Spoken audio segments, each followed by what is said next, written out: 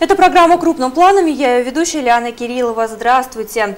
Сегодня 1 февраля. В Сибае идет месячник военно-патриотического воспитания. Кроме того, завтра, 2 февраля, исполняется 75 лет со дня окончания Сталинградской битвы. Этот день является Днем воинской славы. Об этом и другом сегодня поговорим с председателем Общества ветеранов войны, труда, вооруженных сил и правоохранительных органов Сибая Рашидом Хайдаровичем Идрисовым. Здравствуйте, Рашид Хайдарович. Здравствуйте. Здравствуйте, дорогие сибайцы, наши телезрители. Мы работаем в прямом эфире. Если у вас есть вопросы, вы можете звонить нам по телефонам студии 5 14 95 и 8 927 303 43 и 43. Рашид Хайдарович, первый вопрос, раз у нас идет месячник военно-патриотического воспитания, какие мероприятия в рамках него в городе у нас запланированы? Я хотел бы начать издалека. 11 октября 2017 года в Сочи на заседании глав государств СНГ принято решение объявить 2020 год годом 75-летия победы в Великой Отечественной войне. На это решение первыми откликнулись ветеранские организации. Наверное, не все представляют, но ветеранские организации и содружества есть, работают, существуют. И вот они в середине ноября собрались на свой 7-й съезд. И лейтмотивом этого съезда была как раз достойная встреча 75-летия победы в Великой Отечественной войне. Следом за этим съездом состоялся съезд Всероссийской организации ветеранов. На нем также разговор шел о военно-патриотическом воспитании, о подготовке к 75-летию Победы, и был избран новый председатель Владимир Александрович Епифанов. Хочу сказать, что празднование вот этого вот юбилея должно способствовать сплочению народов нашего содружества. Почему? Потому что эта победа является нашим общим достоянием. Мы ей гордимся. Мы знаем, что эта победа обеспечила нам достойную жизнь в послевоенные годы. Хочу сказать, что весь ход Великой Отечественной войны с самого начала показал фашистам, что они Советский Союз дверь открыли, но что за порогом, не знали. Это слова Гитлера. Вот. Официальная газета эсэсовского черного корпуса написала, вот я беру отсюда выдержку: «Наша война на Западе и в Северной Африке – это была, оказывается, детская игра, а на Востоке – это ад.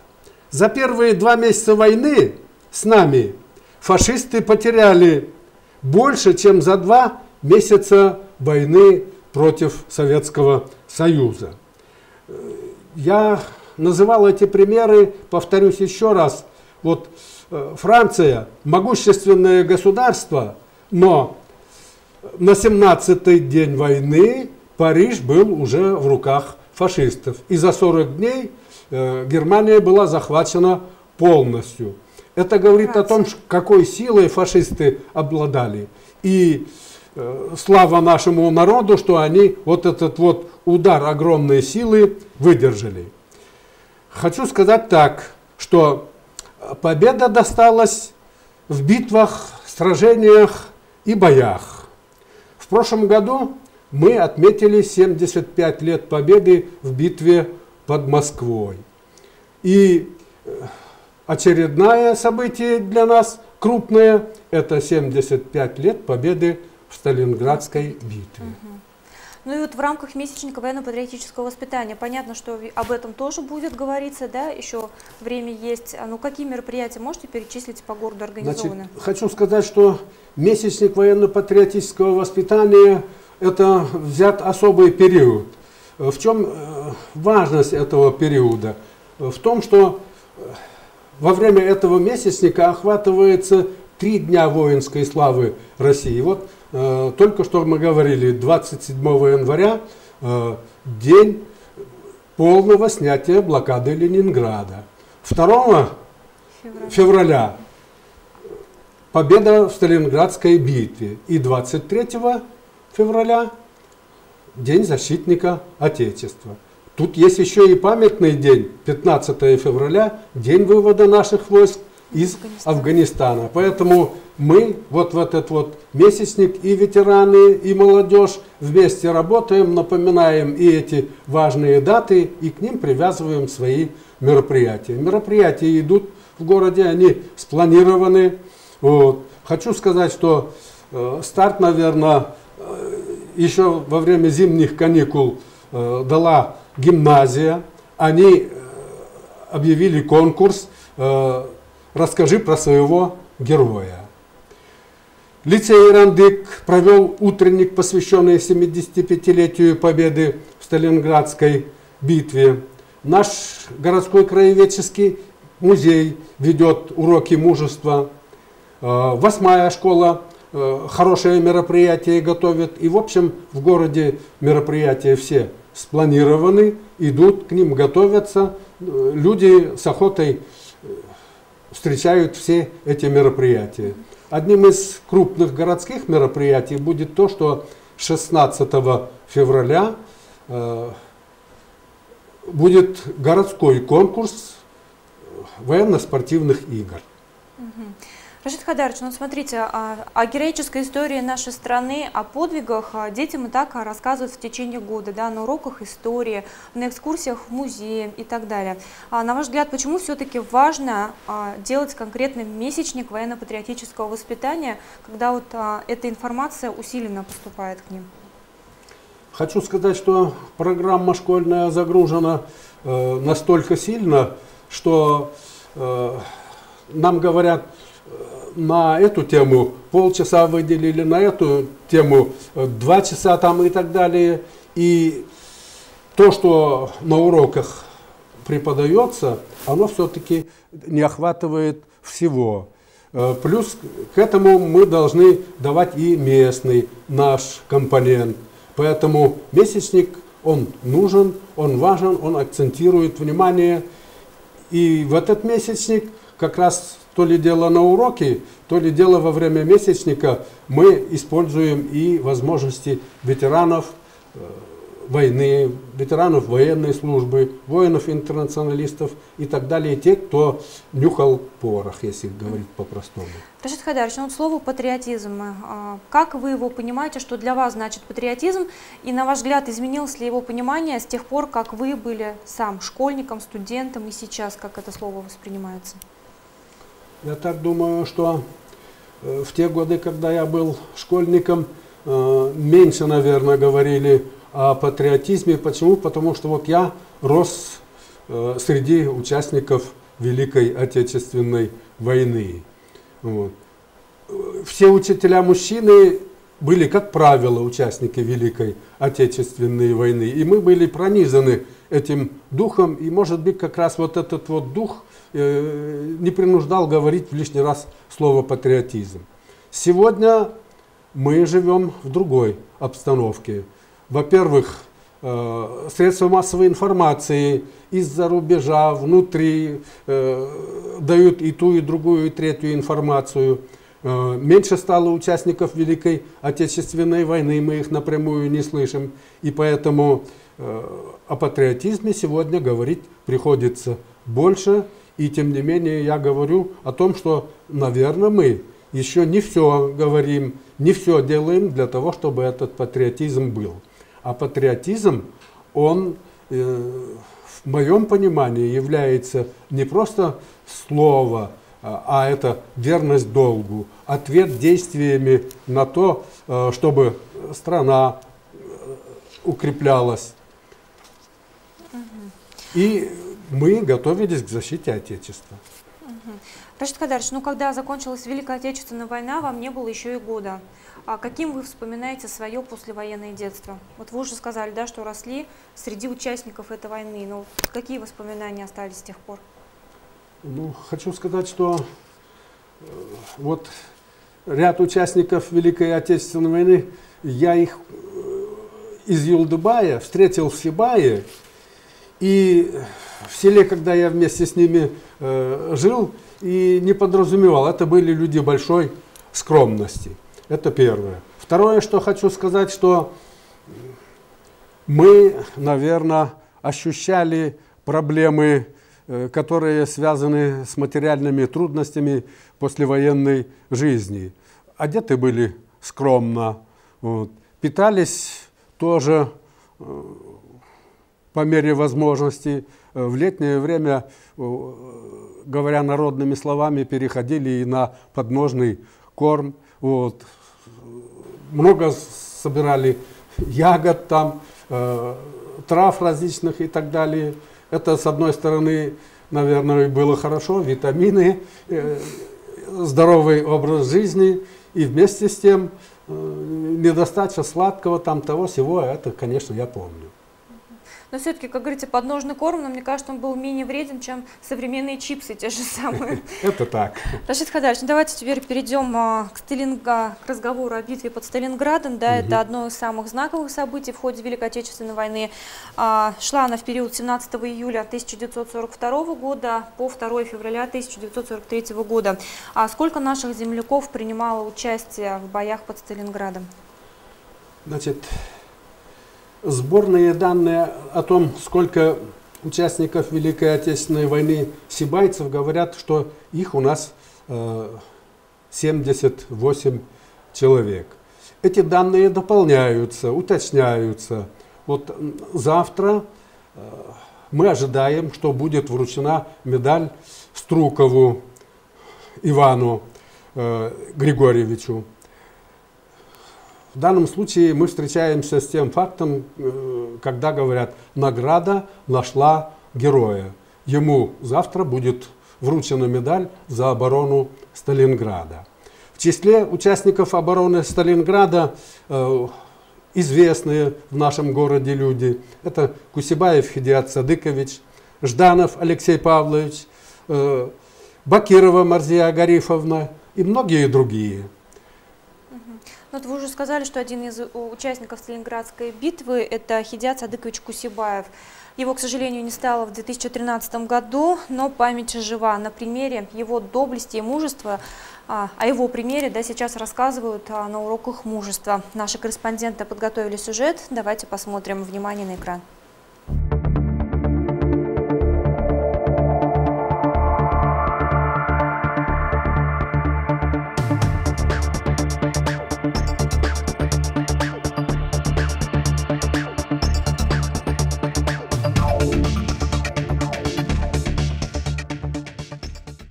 Время беспощадно к человеку, но не к памяти. До современных людей, конечно, не донести весь ужас войны. Отражение стойкости и героизма советских солдат сегодня мы видим лишь в орденах, большинство из которых больше не заблестят под лучами солнца, а будут лишь гордо украшать семейные архивы детей и внуков. В преддверии памятной даты ликвидации немецкой наступательной операции по захвату Сталинграда стоит вспомнить героев-земляков, кто ценой своей жизни преграждал путь фашистам в Москву. В Сибайском историко-краеведческом музее периоду сражения под Сталинградом отведено особое место и внимание. В фондах Сибайского историко-краеведческого музея хранятся более 1000 экспонатов, связанных военной тематикой.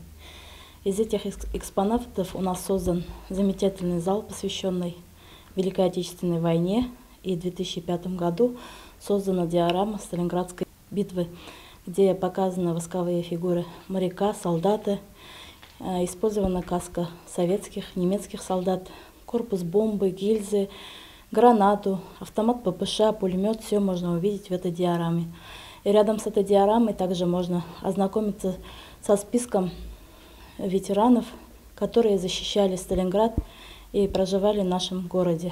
Это 78 человек в этом списке. Чтобы помнили, чтобы знали.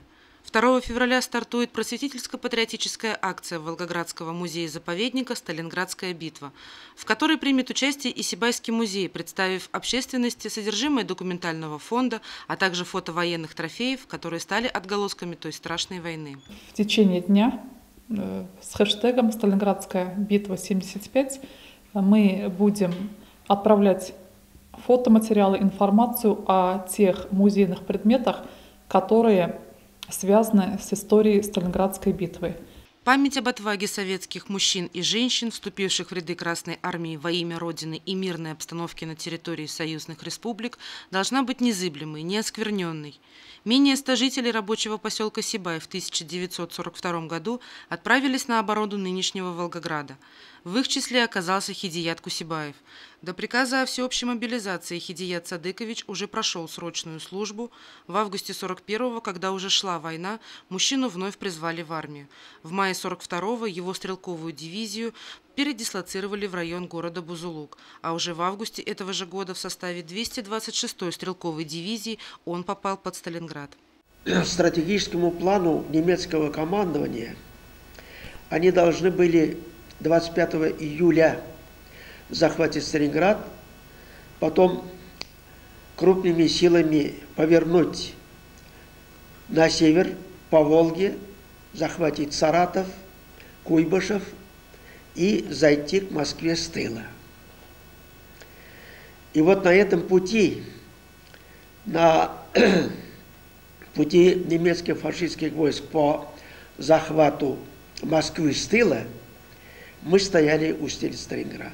Политрук Хидият Кусибаев на протяжении всего сражения не покидал Сталинград до полного разгрома фашистских войск в начале февраля 1943 года. По поводу потери своих отборных сил во всей Германии был объявлен тогда 3-дневный траур. Немцы оплакивали своих погибших у Сталинграда воинов. А мы, конечно, праздновали победу. Оставалось еще 2 года до конца войны. Тогда еще никто не мог предугадать финал. Курская дуга, форсирование Днепра, освобождение Украины, Молдавии, бои в Румынии, Австрии, и вот Хидият Садыкович встречает долгожданную победу в Чехословакии. Домой вернулся уже майор Кусибаев, где его ждали жена и дети. Сибай не отставал от всей страны, когда начали образовываться первые общественные организации ветеранов войны и труда. В городе именно Хидият Кусибаев возглавил с характерной ему ответственностью созданную ветеранскую организацию. Хидият Садыкович на закате Советского Союза был удостоен знака почета. Хотя на офицерской груди среди боевых наград почетное место занимали ордена Отечественной войны 1 и 2 степеней, Красной звезды, а ниже медали за оборону Сталинграда, за взятие Вены, за взятие Будапешта и, конечно же, за победу над Германией. В 2016 году Хидияту Кусибаеву исполнилось бы 100 лет. Екатерина Марочкина, Радмир Сингулов, Любовь Карпова, телекомпания СТВ.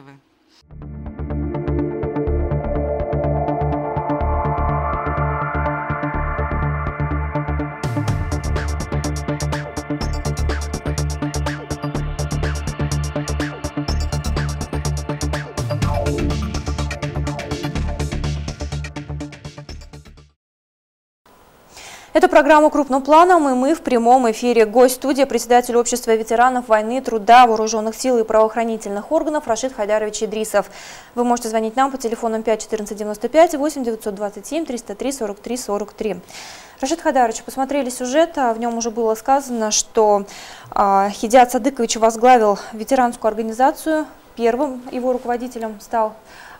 Как вам запомнилось его председательство? То есть какие, может быть, достижения были за период, пока он являлся председателем?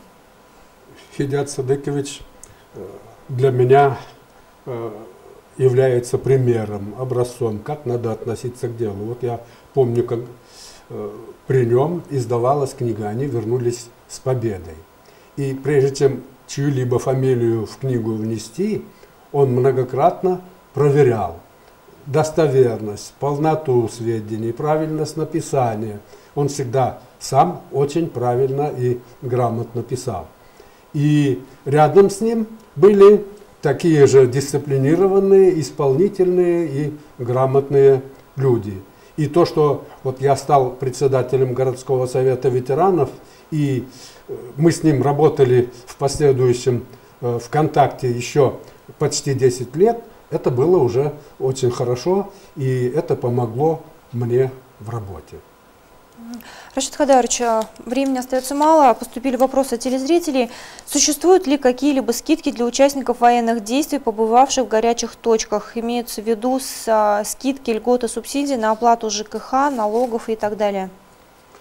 Значит, то, что называют скидками, это есть льготы.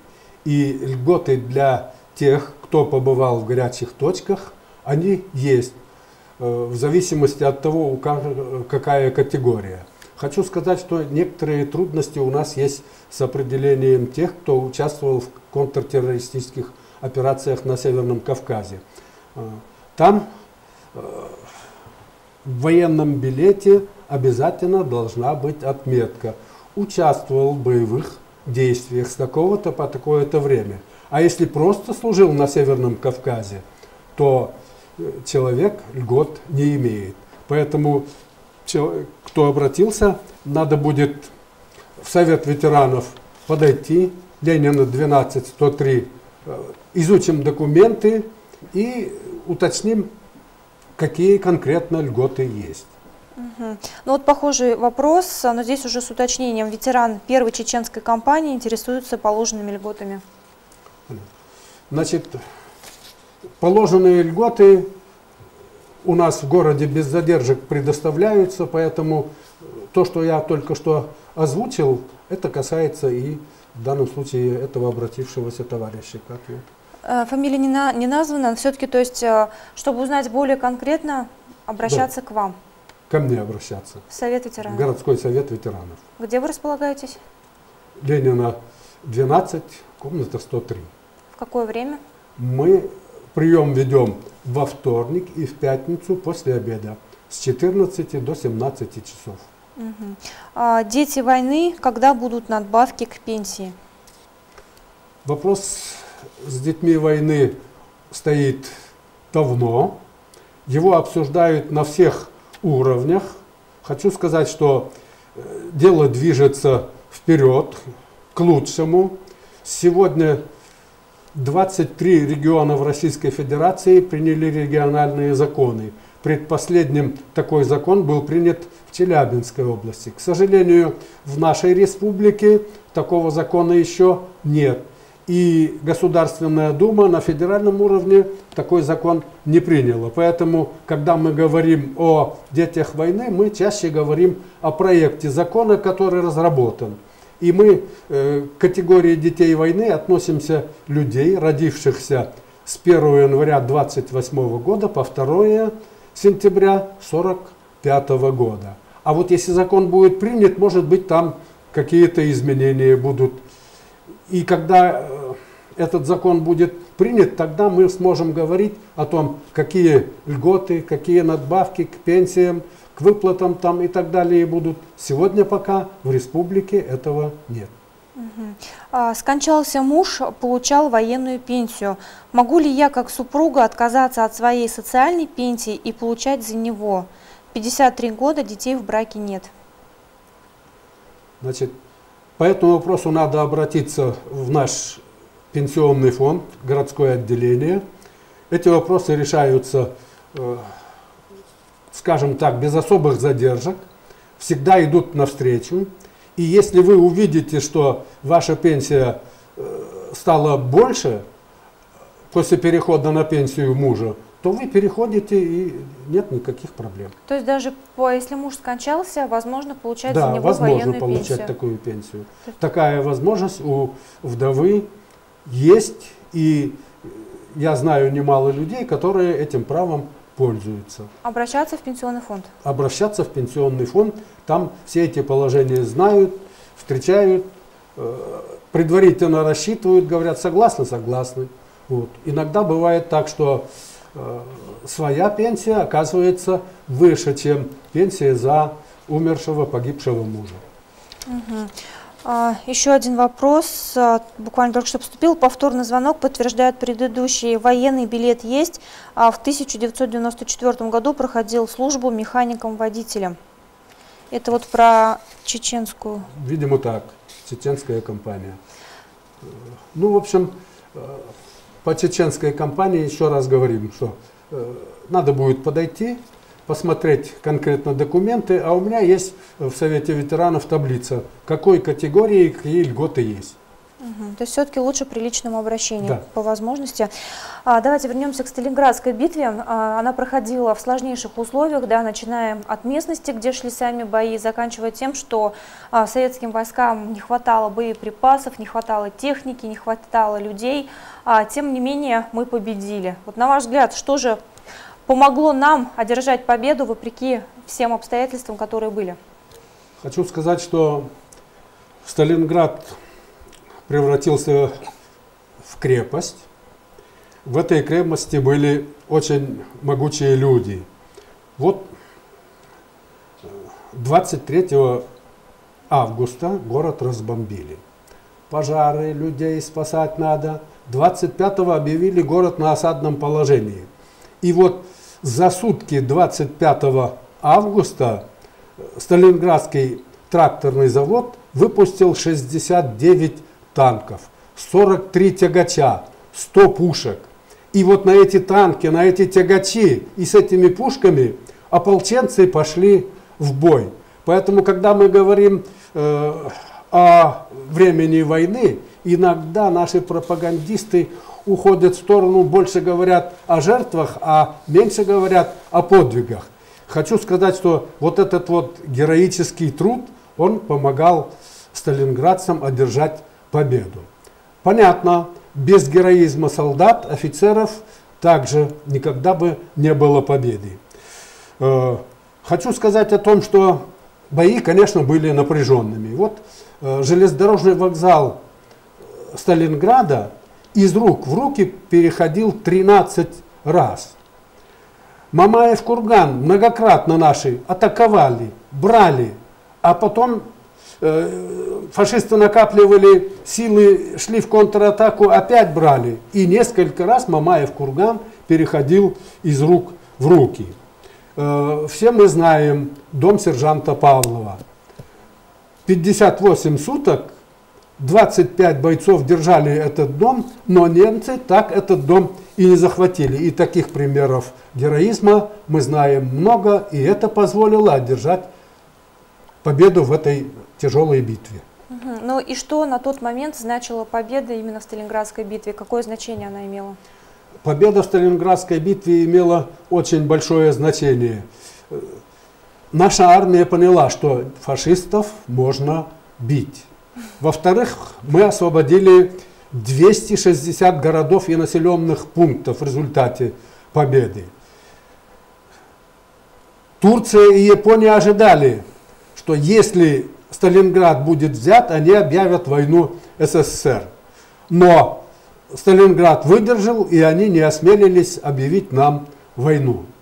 Далее хочу сказать о том, что у нас союзниками были Великобритания и Соединенные Штаты Америки, но они до поры до времени были пассивными союзниками, нам помогали больше словами.